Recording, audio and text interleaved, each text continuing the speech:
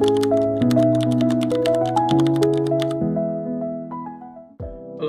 so this is another part still under the beginners model too. What is lot size? Lot size can also be called contract. I have to call it contract because it's cool. So lot size is a component that determines my position size. We are still going to explain the definition of position size eventually.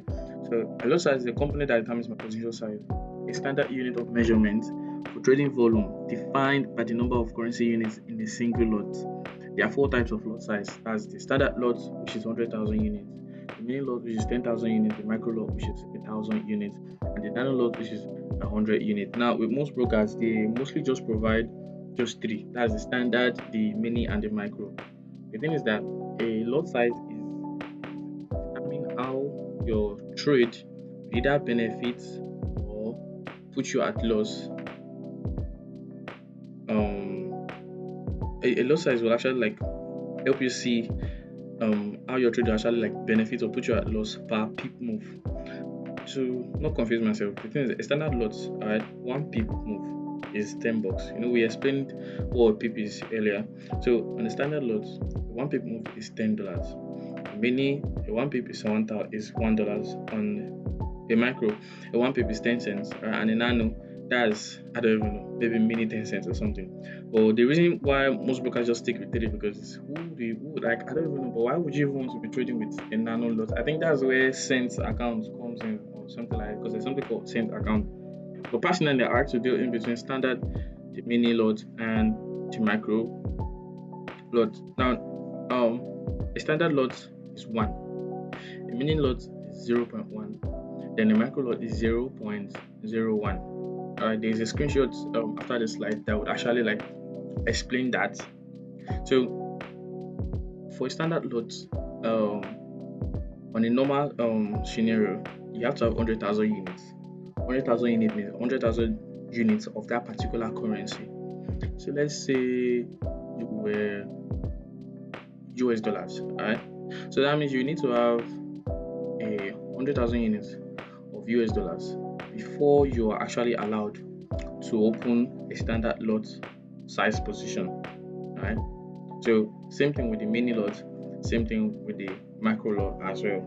So, and there is no way you're getting 100,000 units.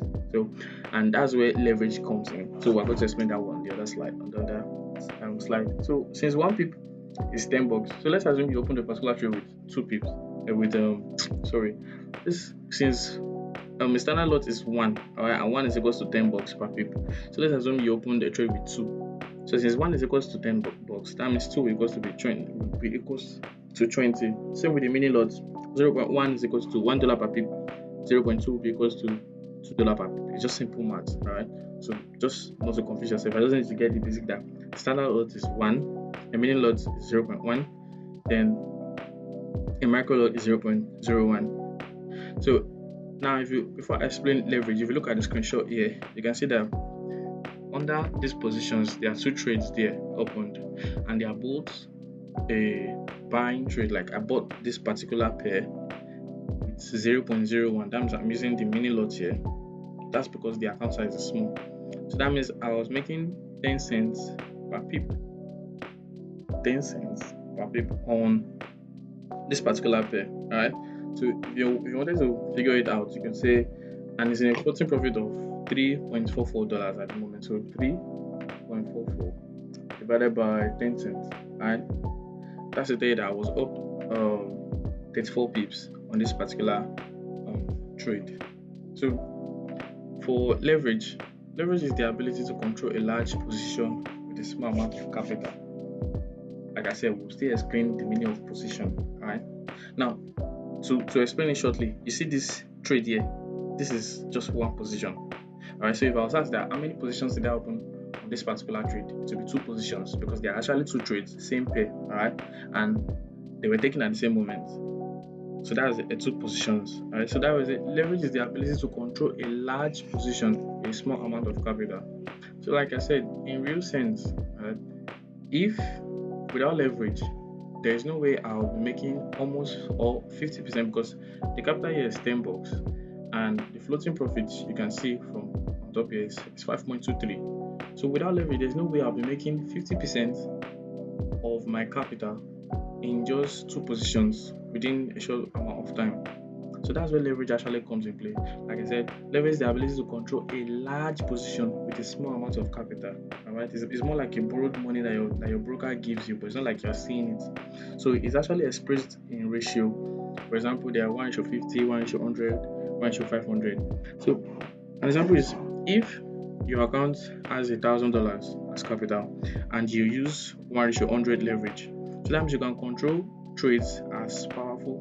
You can control trades like as if you're in an environment with the capital of $100,000. The calculation is the leverage multiplied by your capital. So 1,000 multiplied by 100. Alright, that's how you'll be able to control trades as if you're in a $100,000 capital market. So for this particular screenshot, I remember that the leverage on this account was 1:1,000, and the balance here is 10.2. Let's say it's 10, right? So 10 times 1,000. So that means I can control trades as if I'm in a environment of $10,000 capital, right? So the key point here is leverage amplifies both profits and losses. Quick memory is leverage is equals to power. So leverage is basically power, is how your trade gets amplified. Leverage lets you trade more than you actually have, right? So in the previous part, we explained how lot size works, the contract, the standard, the mini, and the micro. And I said for you to trade with standard lot, you have to have 100,000 units of that particular currency you're trading in. For the micro, for the mini, you need to have 10,000. For the micro, you need to have 1,000. Right? So now look at this. I actually just have $10, yeah, and I'm already making almost 50% of it, which on a normal note is, I think, is around nano or below nano safe. I don't even know. But what I'm trying to say here is that because of the leverage I used, I'm now able to control trades as if I'm in a $10,000 environment. Usually, if I had no leverage, I won't be able to open a trade with 0.01 lot size, and that's just it. So because it's 10,000, that means the highest I can open, like the highest lot size or contract size I can use in this environment. Let's assume I actually just bought this USD JPY, and as I pressed buy, it just started going up. Alright, let's say as I pressed buy, alright, it just started going up. So if the highest lot size I can actually use would be 0.1, because what? Because 10 multiplied by my leverage, my leverage is 1,000 multiplied by my capital 10. That's $10,000, right? That means I can now manage trade as if I had a $10,000 balance. So that's it. But the part where people misuse leverage is that leverage taking, like, once your leverage is high and your capital is low and you're trying to maybe make big money, which I very, very against, right? Because I believe in compounding. So the only part that you'll be lucky enough was if you pressed buy and the market just started buying immediately. So it's people that actually trade with precision that this thing actually favors, because a pip move, because don't forget, I'm saying that I'm able to manage trade like as if I have a $10,000 account right now, right? So that's a mini lot, right? So that means a pip move is $1.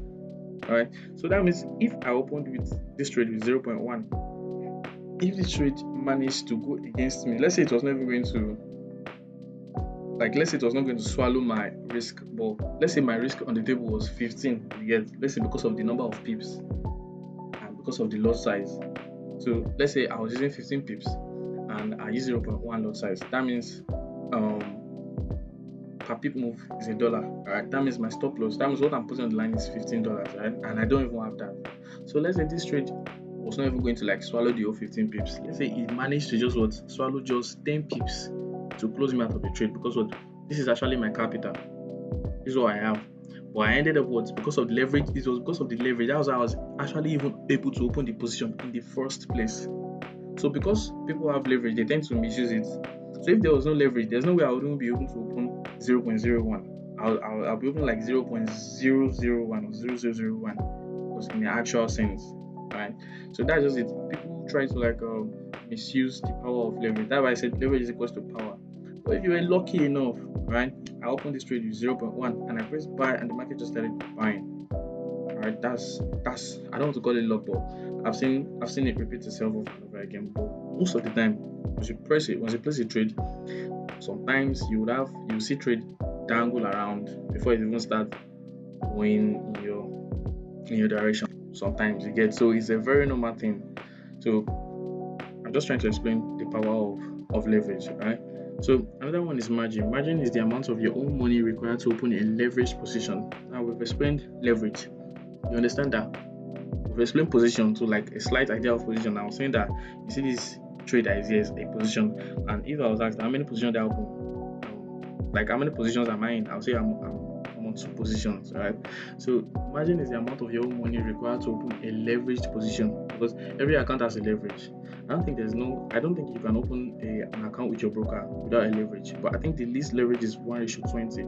But I don't even see any reason why you would want to open an account without a leverage, because it helps us. So margin is the amount of your own money required to open a leverage position. Now, if you look at the screenshot here, you see that margin is worth $2. That means for me to be able to open another trade here, I need to have at least $2 sitting in my balance, and in my balance here is 10.22. So that means if I wanted to press another buy with 0.01 contracts, I will still be able to, because my margin is 2 and my balance is 10. So I still even have more than enough. So like I said, it's the amount of your own money required to open a leverage position. That means you have to have it. If it was telling you if it was showing red, like maybe you needed to have more, maybe your balance was below your margin, it will be showing you red. That means you cannot even open another trade. You cannot open a leverage position again. So think of it as security deposits. So an example is if you want to open a $100,000 trade with 1:100 leverage, so the required margin is 100,000 divided by 100. All right, your capital divided by what? By your leverage. That's $1,000. That's how you know your margin. All right, because let's assume you were in a trade and it was actually in loss, but let's say you were very confident that, like I said, there's nothing 100% in forex, but you just had this constant confirmation that this trade was eventually still going to go in your direction. You understand? So let's assume you were in loss, all right, and let's say your balance was $100,000, right? And then you were now down like let's say $98,000, which is very, very bad. All right, that's almost all your capital gone. So that means you still had like $2,000 in your balance. So that means your required margin to open another trade will be now 100,000 divided by 100. Now because of $1,000. That means since you still had $2,000 in your capital, you could still even open another extra trade, another extra leverage position. Same thing on that particular account. Right? I'm just trying to make sure you understand it. So the key point is margin is not a fee. It's not like you are paying the money, they're not deducting it. It's just held by your broker. It's just there once the trade is closed, because if that trade eventually wipes out your account, everything is gone. But if not, it's just your broker that is holding it. It's not like they are removing it. That's why you see that my balance is still 10. Because if they were actually remove it, my balance will have automatically changed to 8, because they've removed it. So what is now left is the floating profit, because that one has not ended. It has not ended. Because the fee, if it's a fee will be removed immediately. It's not like it's a trade. It's a trade that is still like counting, maybe it's going in profit or loss. So that's why you see that my equity is 15.45, because if you are 10.22 to 5.23, it will give 15.45. So my equity is my balance plus my floating trades, either profit or loss at that moment.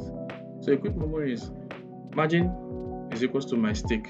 Alright, it's the money needed to open a trade. That's just it. So if your balance, you want to open a leverage position, you have to check your margin. That okay, how much do you still have in your margin? If you see that your margin is less than your balance, you can know, okay, yeah, I can still open another trade. So that's that about margin.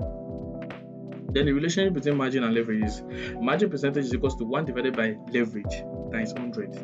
So an example is 1:100 leverage. So that would be 1 divided by 100 times 100. That's 1% margin required. Like 1% margin, that's 1% of your account required. Another example is, let's assume you had an account with 1:50 leverage. So that would be 1 divided by 50 times 100. The 100 is a constant, right? 1 divided by 50 times 100. The 100 is like a constant, like a percentage. Right? That means I need to have 2% of my account as margin to actually even open another leveraged position. All right, I hope you understand it. So if it has already even been calculated by your broker already.